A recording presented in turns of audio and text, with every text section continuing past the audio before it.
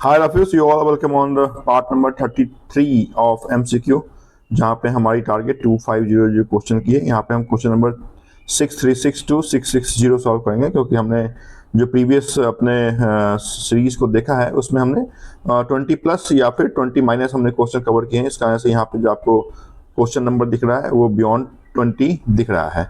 So all PDFs of 2500 is available on this so and so website, that is www.learnbeyond.co.in। यहाँ के notification page में जाके इस PDF को आप डाउनलोड कर सकते हैं। Prior to this you have to go to PDF section and find the link for subscription. Okay, तो चलें, रफ्तार हमारी यहाँ पे तेज होगी और तेज के साथ हमारी ये जो MCQ है ये आपके बैंकिंग एम्बर्समेंट के स्पेसिफिक है। क्वेश्चन की शुरुआत, question 636, how many banking ombudsman offices are currently present in India. Banking ombudsman होता क्या है तो जान लें।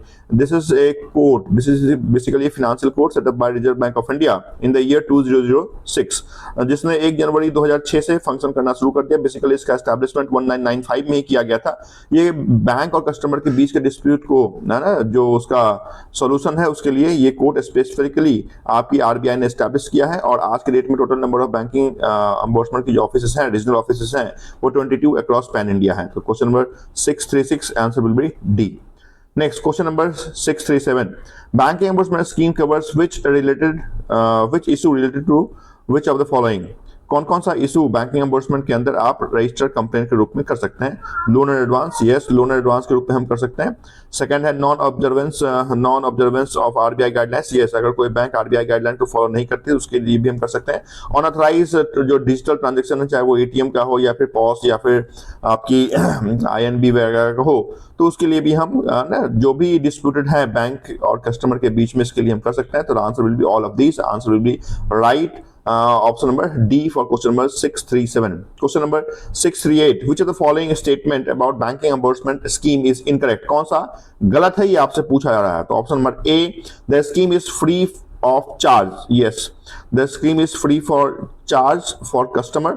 तो banking ombudsman is absolutely free, not like RTI जहां पे हमें 10 रुपीज का पेमेंट करना पड़ता है। तो बैंकिंग एम्बर्समेंट में कंप्लेंट करना है ऑनलाइन या ऑफलाइन तो आपको फ्री ऑफ कॉस्ट आप कर सकते हैं। सेकंड कह रहा है customer can only file complain physically. यहाँ पे देखिए ओनली जो वर्ड लिखा हुआ है इसके आधार पे यही स्टेटमेंट क्या है तो गलत है।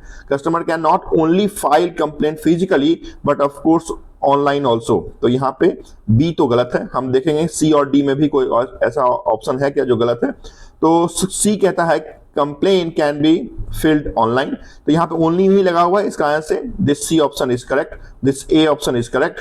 डी कहता है it covers grievances related to digital banking transaction.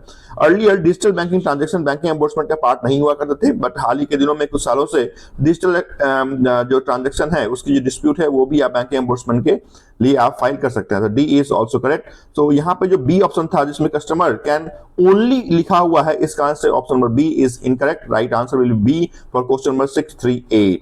Next question number 639, in which language can a complaint be filed under banking ombudsman scheme. कौन सी लैंग्वेजेस के अंदर हम बैंकिंग एम्बर्समेंट में अपने कंप्लेंट को फाइल कर सकते हैं। क्या वो इंग्लिश है, क्या वो हिंदी है, या any official language of India है, या इंग्लिश एंड हिंदी ओनली है। तो आप जाने एनी ऑफिशियल लैंग्वेज, जो आज के डेट में 22 ऑफिशियल लैंग्वेज आपकी इंडिया में है, उस किसी भी लैंग्वेज में आप बैंकिंग एम्बर्समेंट के अंदर आप अपने कंप्लेंट को रजिस्टर कर सकते हैं। Option C will be the right answer for question number 639।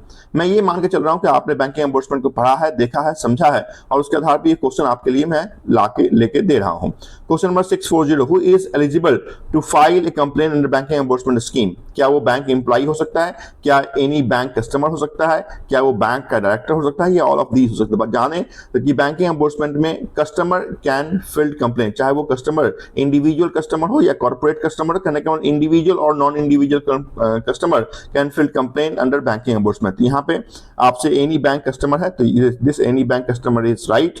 अगर यहाँ पे इंडिविजुअल या किसी ऑप्शन में नॉन इंडिविजुअल कॉर्पोरेट या बिजनेस होता तो वो भी सही होता। तो any bank customer can file a complaint under banking ombudsman. Question number 640 answer will be B.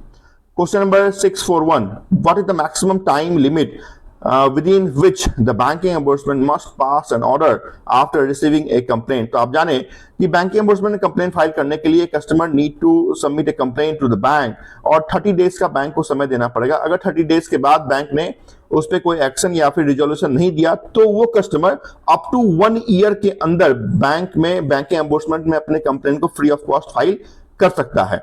और अगर सपोज 31st डे में उसने फाइल किया, क्योंकि 30 डेज तो उसने बैंक को दिया, तो जिस 31st डे में उसने फाइल किया तो ये उसका पहला दिन होगा और यहां से 1 साल तक वो अपने कंप्लेंट को रजिस्टर कर सकता है। और जिस दिन उसने फाइल किया उसके 30 डेज के अंदर बैंकिंग एम्बर्समेंट को अपना क्या करना है, तो जो ऑर्डर है इन फेवर और आउट फेवर में पास करना होता है। यही क्वेश्चन आपसे पूछा गया है। Question number 6, what is the maximum time limit within which banking ombudsman must pass an order?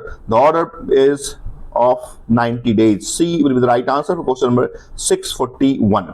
642. What is the upper limit of compensation that banking ombudsman can award for mental agony और harassment? तो आप जाने banking एम्बर्समेंट में जो maximum compensation और award जिसको आप कहते हैं वो दिया जा सकता है for any complaint that is up to 20 lakh. लेकिन अगर कोई मेंटल हरासमेंट या फिर मेंटल एग्नॉय का एलिगेशन लगाया है, जैसे बहुत बार बैंक मल्टीपल टाइम्स कॉल करती है, तो उसके कारण अगर किसी को मेंटल हरासमेंट ऐसा प्रूव अगर हो गया तो उसके लिए it's not 20 lakh, it's up to only 2 lakh.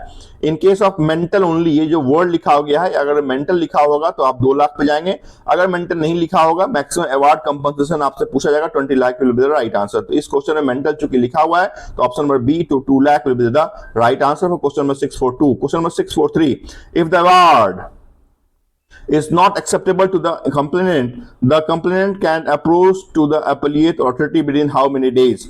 तो अगर बीओ ने कोई कंपनसेशन ऑर्डर पास किया, अवार्ड पास किया है, उससे अगर कंप्लेनेंट सेटिस्फाइड नहीं है तो कितने दिनों के अंदर वो अपील कर सकता है? तो जाने कि appeal days is 30 days only, 30 दिनों के अंदर।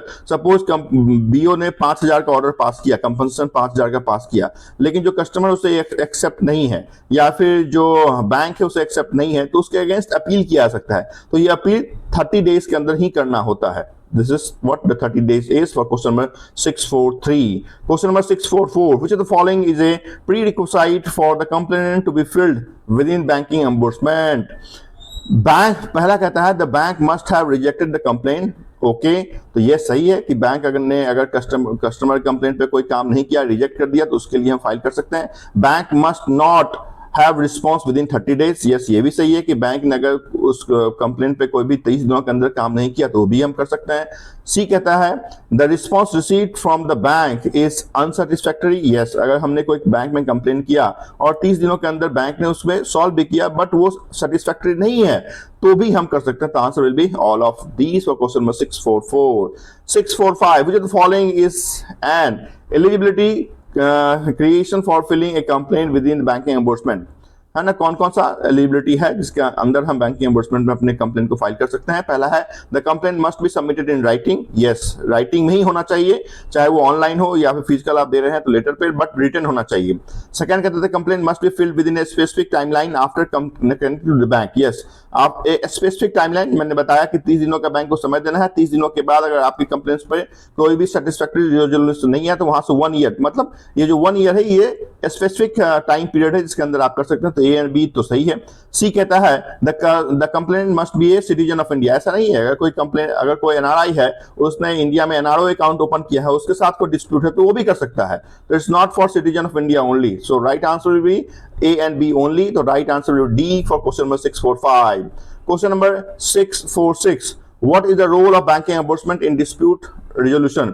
बैंकिंग एम्बर्समेंट का रोल क्या है? अगर कोई डिस्प्यूट रेजोल्यूशन कंप्लेन आता है तो उसका रोल क्या है? तो रोल पे देखते हैं पहला, to enforce legal action against bank. ऐसा नहीं है कि लीगल कंप्लेन आया और बैंक बीओ लीगल एक्शन ले लेगी बैंक के अगेंस्ट, ऐसा नहीं हो सकता है। सेकंड कहता है to provide a recommendation for fair resolution. Yes, fair resolution सही है कि अगर कस्टमर की गलती है तो बैंक बीओ उसके फेवर में जस्टिस नहीं करेगा, है ना। तो फेयर रिजोल्यूशन होना चाहिए, चाहे इन फेवर ऑफ बैंक और इन फेवर ऑफ कस्टमर, है ना। तो फेयर रिजोल्यूशन इज राइट। सी कहता है द एक्ट एज ए जज इन कोर्ट ऑफ लॉ। तो ये जज का तो काम है नहीं। फोर्थ कहता है to represent the bank in dispute, ये भी नहीं है। तो option number B is correct for question number 646. Question number 647, what happens if the bank does not comply with the banking embarrassment award? अगर बैंकिंग एम्बर्समेंट को ने कोई अवार्ड दिया और बैंक ने कस्टमर को अवार्ड या कंपनसेशन पे नहीं किया तो बैंक पे क्या गाज गिर सकती है? तो आप जाने कि बैंक पे क्या गाज गिर सकती है? Option number A, the complaint can escalate the issue to supreme court. ऐसा नहीं है कि सुप्रीम कोर्ट में बीओ एक्सकेलेट कर देगा। बी कहता है the complaint must accept bank decision. ये भी नहीं है कि जो भी ऑर्डर पास हुए उसको एक्सेप्ट करना है। सी कहता है द बैंक में फेस पेनल्टीज। यस, अगर आरबीआई, बैंकिंग एनफोर्समेंट किसने सेटअप किया? तो आरबीआई ने सेटअप किया। अगर बीओ कोई ऑर्डर पास कर रहा है, it means RBI order pass कर रही है on behalf of BO, order pass कर रही है ऑन बिहाफ ऑफ आरबीआई। तो अगर आरबीआई के किसी अवार्ड को बैंक एक्सेप्ट नहीं करता तो पेनल्टी सीधी सी बात है, जो प्रॉम्प्ट करेक्टिव एक्शन है वो उस पर होगा। तो C will be the right answer for question number 6, 4, 7। और डी एक बार देख लेते क्या कहता है, there is no consequences to bank. ऐसा नहीं है कि कोई कंसिक्वेंसेस नहीं होगा, कुछ ना कुछ तो होगा, है ना। तो C will be the right answer, क्योंकि रेगुलेटरी है, रेगुलेटरी का ऑर्डर उसे फॉलो करना है। Question number 648, which of the following types of complaint is not handled by banking ombudsman? कौन सा जो केस है वो बैंकिंग एम्बोर्समेंट के अंदर आप फाइल नहीं कर सकते हैं? पहला है delayed credit of money. Okay, delayed credit of money है तो ये तो एक एक्चुअल केस है जिसके लिए हम बैंक में कंप्लेंट फाइल कर सकते हैं बीओ में। सेकंड कहता है issue related to cheque bouncing. अगर चेक किसी बैंक के कारण से बाउंस हुआ है ना, बैंक की कनेक्टिविटी के कारण या फिर बैंक के इग्नोरेंस के कारण, तो उसके लिए भी हम कंप्लेंट कर सकते हैं। Dispute over credit card, yes, credit card के अगेंस्ट भी हम बीओ में केस फाइल कर सकते हैं। फोर्थ कहता है कंप्लेंट्स अवेंट ब्रांच आवर। ब्रांच की जो आर है ये कोई ब्रांच या ये कंसर्न बैंक डिसाइड नहीं करती है, ये आईबीए के माध्यम से डिसाइड होता है कि इसकी ब्रांच की टाइमिंग क्या होगी। तो ये कोई बैंकिंग एम्बोर्समेंट में जाने का केस नहीं है कि भाई आज के डेट में 10 to 5 ब्रांच ओपन की हुआ है, तो ये कोई केस रजिस्टर नहीं होता। राइट आंसर भी क्वेश्चन नंबर डी और question number 648। Question number 649, what is the primary mode of resolution used by banking ombudsman? है ना, पहला है मिडाइजेशन, सेकंड इज लिटिगेशन, फिर आर्बिट्रेशन एंड निगोशिएशन। तो आप जाने right answer is A, that is mediation. मतलब वन और मोर देन वन के बीच का जो डिसीजन का जो निपटारा होता है दैट इज कॉल्ड मिडाइजेशन। तो बीच का जो मामला होता है तो उसके लिए A will be the right answer, question number 649। Next question 650, if a complainant is not satisfied with the decision of banking ombudsman, what is the next course of action? देखिए, अगर कोई कस्टमर है और बैंकिंग एम्बोर्समेंट के फैसले satisfied नहीं, तो he can approach deputy governor of RBI, क्योंकि वही उसका लास्ट अपीलेट अथॉरिटी होता है, वहां तक वो अप्रोच कर सकता है। और वहां के भी फैसले सेटिस्फाइड नहीं है तो he can appeal in consumer forum. तो यहाँ पे A will be the right answer, consumer forum में जा सकता है for question number 650। Question number 65, so question number 651, in which of the following scenarios can bank BO dismiss the complaint? कौन से scenario में जो BO है वो कंप्लेंट डिसमिस कर सकता है? पहला कहता है if the complaint is frivolous and vexatious, yes, अगर किसी ने ऐसा किसी अज्ञानता के साथ कुछ ऐसा किया है ना, तो वो भी वापस किया सकता है। If the complaint is already resolve, yes, अगर ऑलरेडी कंप्लेंट रिजॉल्व हो गया तो वो भी रिजेक्ट किया सकता है। If the complaint is filed anonymously, मतलब किसी ने अपना नाम नहीं डाला है ना, बेनाम कंप्लेंट जो कहते हैं, क्या उसे रजिस्टर डिसमिस किया सकता है? Answer is yes. तो वो A, B and C all of the above is correct. तो यहाँ पे डी में ए एंड बी लिखा हुआ है, यहाँ पे you have to consider A, B and C all, है ना। तो D is right, but option में ए, बी एंड सी सारे होंगे। ये तीनों वो क्राइटेरिया है जिसके अंदर बीओ आपके कंप्लेंट को वापस कर सकता है। 651 को answer will be D, but you have to add C also. Next question number 652, what is the primary function of BO? BO का प्राइमरी फंक्शन क्या है? तो बीओ का प्राइमरी फंक्शन है कि लीगल एडवाइस तो देना नहीं है, वो लीगल एडवाइजर तो है नहीं आपका बैंकों के लिए। वो क्या करता है, कस्टमर कंप्लेंट को रिजॉल्व करता है ना, रिजोल्यूशन प्रोवाइड करता है। बी कहता है settle complaint from customer against bank and FI, okay, financial institution. तो ठीक है, ये जो है रिजोल्यूशन प्रोवाइड करता है। सी देखते हैं क्या वो भी सही है।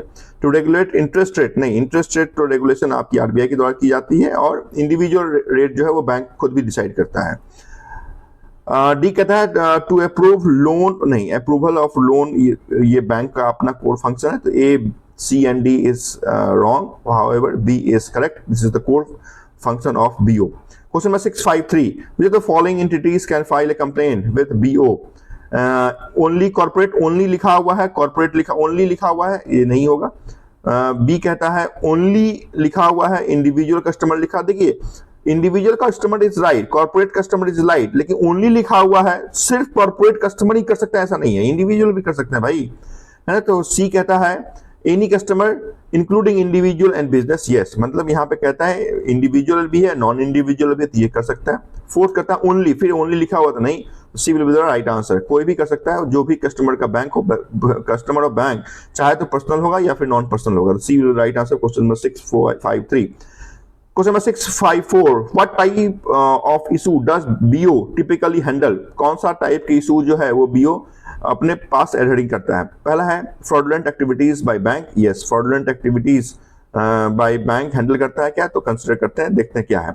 सेकंड कहता है services deficiencies by bank such as delayed transaction और पुअर कस्टमर सर्विस, ओके, इसको भी कंसिडर करते हैं। सी कहता है regulatory compliance of bank, okay. D कहता है इन्वेस्टमेंट एडवाइजरी, तो ये एडवाइजर नहीं है, इसका आंसर इन्वेस्टमेंट एडवाइजरी नहीं होगा। रेगुलेटरी नहीं है तो ये भी रेगुलेटरी नहीं होगा। सर्विसेज डिफिशिएंसी, अगर बैंक के सर्विस में कोई डिफिशिएंसी हुई है या उसके कारण कोई delayed transaction, customer poor service हुआ है, तो ये बैंक क्या कर, ये बीओ हैंडल करता है, तो B right answer question number 655। Under which regulatory authority does BO operate in India, सीधी सी बात है, मैं बार बार बताता हूं कि BO was established by RBI in the year 1995, functioning start from the year 2006 on 1st of January. तो RBI के अधीन ये काम करता है, A will be the right answer. Question number 656. What is the time limit for filing a complaint with banking ombudsman in India after a customer has approached to bank? Bank को 30 days का समय देना है और वहां से 1 year का समय अपने पास होता है, कस्टमर के पास होता है बैंक में रजिस्टर, अपने BO में कंप्लेंट को रजिस्टर करने के लिए, तो C will be the right answer, 1 year is the right timeline. Question number 657. What is the maximum compensation amount that BO can award to a complainant? Obviously बात है 20 lakh. Mental harassment, mental एग्नोइक के case में 2 lakh only, तो यहाँ पे 20 lakh with the right answer, be with the right answer. Question number 657। Question number 658. How does the BO communicate its decision to the parties involved? कैसे communicate करता है अपने अवार्ड कंपनसेशन जो भी उसने प्रोवाइड किया, तो ऑब्वियसली बात है थ्रू पहला कहता है फॉर्मेट लेटर, उसके बाद कहता है बाय फोन कॉल, सी कहता है बाय ईमेल और डी कहता है ऑल ऑफ दी। तो आप जाने कि वो सिर्फ लेटर के द्वारा ही होता है ना, लेटर हो सकता है कि मेल में अटैच हो, बट ओनली फॉर्मल लेटर, तो A will be the right answer. Question number second last, that is 659. Which of the following situation would a customer not be able to file a complaint with BO? पहला कहता है if the complaint resolved by bank, yes, सही है, okay.